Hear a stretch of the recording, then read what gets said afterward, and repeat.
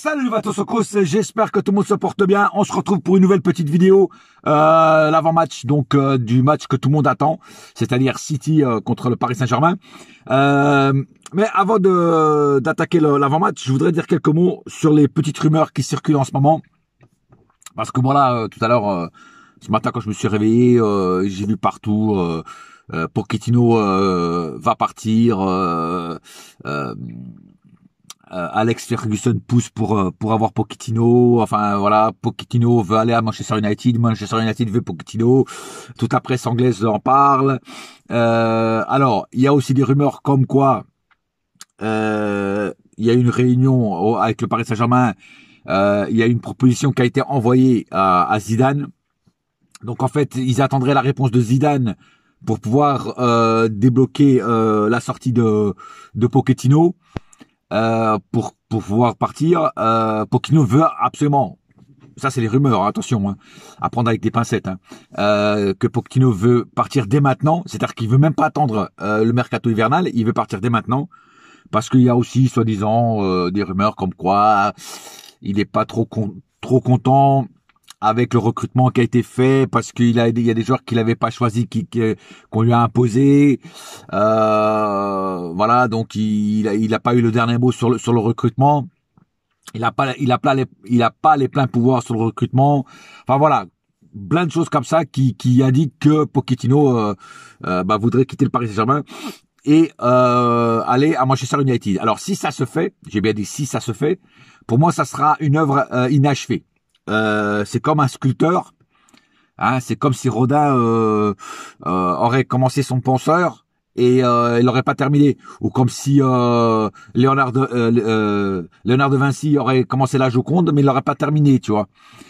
Donc là ça serait pareil, Pochettino aurait commencé un truc et il se barre quand le PSG est quand même premier au classement avec beaucoup de points d'avance, un peu plus de 10 points d'avance, et quand on est quand même assez bien situé en Ligue des Champions. Donc ça serait vraiment un truc bizarre. Voilà. Après, dans le foot et avec les Qataris, tout peut arriver. C'est-à-dire que du moment à l'autre, ils peuvent changer d'idée et puis bim, bim, bim, ça y est. Et puis ça change tout. Alors après, moi, je pense que ça serait une erreur de le faire partir cet hiver. Moi, je pense que s'il devrait partir, il devrait attendre l'été prochain et après l'été prochain le libérer. S'il veut vraiment, il veut partir et après aller prendre ou Zidane ou quelqu'un d'autre. Mais moi je trouve que ça serait une erreur de le laisser partir en milieu de saison. Voilà, c'est mon avis, c'est mon opinion. Vous n'êtes pas obligé d'être d'accord avec moi, mais moi je pense que ça serait une erreur. Alors il faudrait quand même des fois comment dire voir les erreurs qu'on fait dans le passé et pas refaire les mêmes, tu vois. Et je parle surtout de certains entraîneurs. Non, je ne parle pas de Tuchel. Tuchel, il est bien où il est. Je parle d'autres entraîneurs avant, Ancelotti par exemple, qu'on a laissé partir au bout d'un an, qui a été pour moi un gâchis total. Mais bon, ça c'était une autre histoire, un autre dossier. Mais voilà, moi je pense que franchement cette histoire, encore une histoire sur le Paris Saint-Germain, encore une histoire qui ne sent pas bon. Alors est-ce que Pochettino va vraiment partir? Est-ce qu'il va rester? Voilà, est-ce qu'il va y avoir beaucoup de bouleversements et de changements au mercato hivernal, même pour les joueurs, parce qu'on entend les départs d'un tel, les arrivées d'un tel.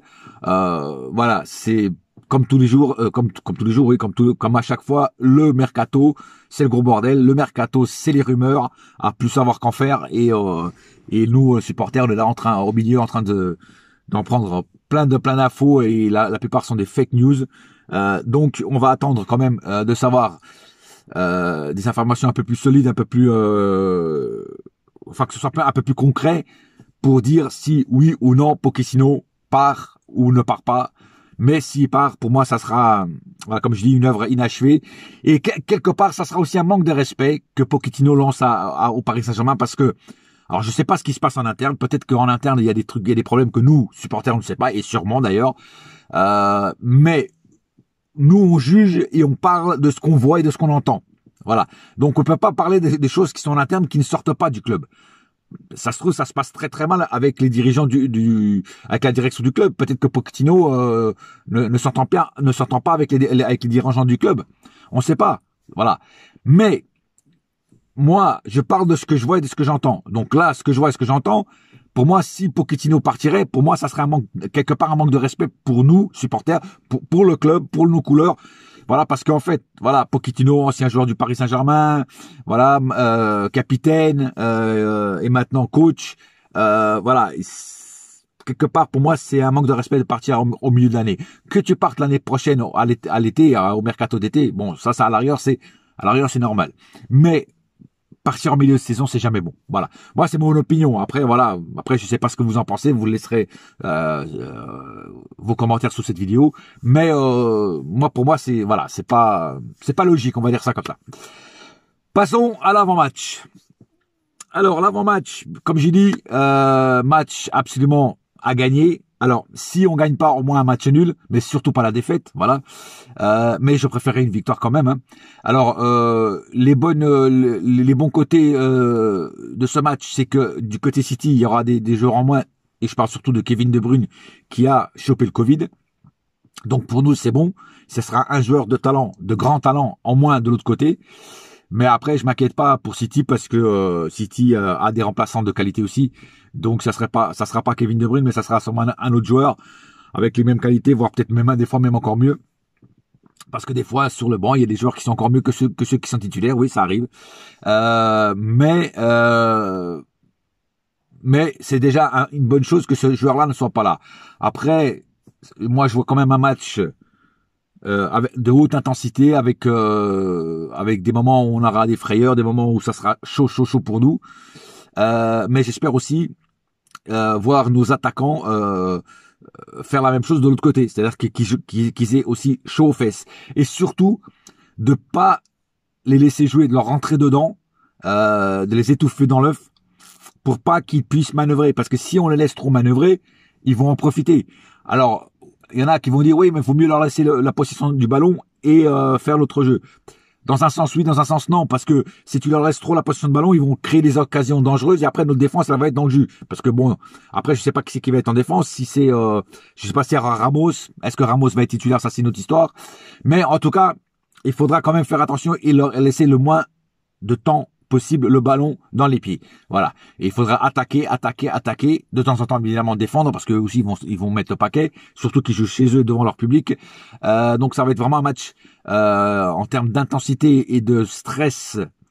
Ça va être compliqué pour nous, supporters qui regardons le match derrière notre écran, et aussi pour les joueurs qui savent l'importance de ce match pour finir premier du groupe, pour pouvoir aller en huitième de finale en sachant qu'on est premier du groupe. Voilà, pour essayer d'éviter quand même un gros déjà en huitième. Après, vous allez me dire, pour gagner la Ligue des Champions, il faut affronter tout le monde et gagner tout le monde. C'est vrai.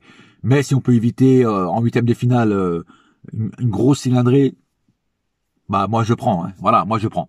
Voilà. Après, comme j'ai dit, ce sera un match compliqué. Après, moi, quel joueur je vois dans notre équipe? Alors dans les cages, ça sera, pour moi, je pense que ça sera Keylor Navas, en espérant qu'il ne fasse pas la même chose qu'il nous a fait contre Nantes. Keylor Navas. Et après, en défense, du côté gauche, je pense que ça sera Nuno Mendes, parce que Bernat n'est pas dans la liste de la Ligue des Champions. Côté droit, Hakimi, ça bouge pas. Défense centrale, Marquinhos. Et c'est là où il y a un gros point d'interrogation. Est-ce que ça sera Kipembe? Ou est-ce qu'il va oser mettre Pochettino, est-ce qu'il va oser mettre Sergio Ramos titulaire directement? Voilà. Après, peut-être qu'il va peut-être pas le mettre directement, il va laisser, il sera sur la feuille, il sera sur le banc, mais après, peut-être qu'il le fera rentrer en cours de match. Sergio Ramos, et ça sera toujours un gros point d'interrogation parce qu'on ne sait pas. À chaque fois, on dit qu'il revient, qu'il va revenir et il ne revient pas, il est encore préservé, je sais pas quoi. Bon, bref, plein de trucs comme ça qui moi, m'agacent et qui agacent tout le monde. Mais sur ce poste-là, on verra bien qu'est-ce que va décider Pochettino et si, surtout si Ramos sera sur la feuille de match. Bon, au milieu, je pense que ça sera Verratti. Verratti, Gay et Paredes. Je pense. Parce que Paredes, il a bien joué contre Nantes, donc je laisserai sa chance pour ce Manchester United, même si le niveau est plus élevé. Voilà. Et enfin, devant, évidemment, voilà, les trois. Pas de Di Maria encore une fois, malheureusement. Mais moi, je mettrais évidemment Mbappé, Neymar et Messi. Voilà. Di Maria sera encore sacrifié. Le pauvre, il doit être dégoûté, mais voilà, on peut rien y faire. Hein, tant qu'il y aura ces trois-là devant, à moins qu'il y en ait un qui se blesse, ça sera toujours ceux-là qui seront devant. Je pense que n'importe quel coach préférera toujours mettre ces trois-là au lieu de Di Maria. Et malheureusement, Di Maria, c'est quand même un mec qui apporte beaucoup sur le terrain, qui apporte de la grinta, qui apporte beaucoup d'actions dangereuses du côté adverse. Mais malheureusement, c'est toujours lui le sacrifié dans les quatre. Voilà. C'est comme ça, c'est dur à accepter, mais c'est comme ça. Voilà, j'ai pas plus à dire sur cet avant-match. On se retrouvera donc mercredi soir pour le débrief d'après-match. En attendant, un seul cœur, un seul club, c'est Paris ma gueule. Yes my friend, et la saga continue. Allez, bouya!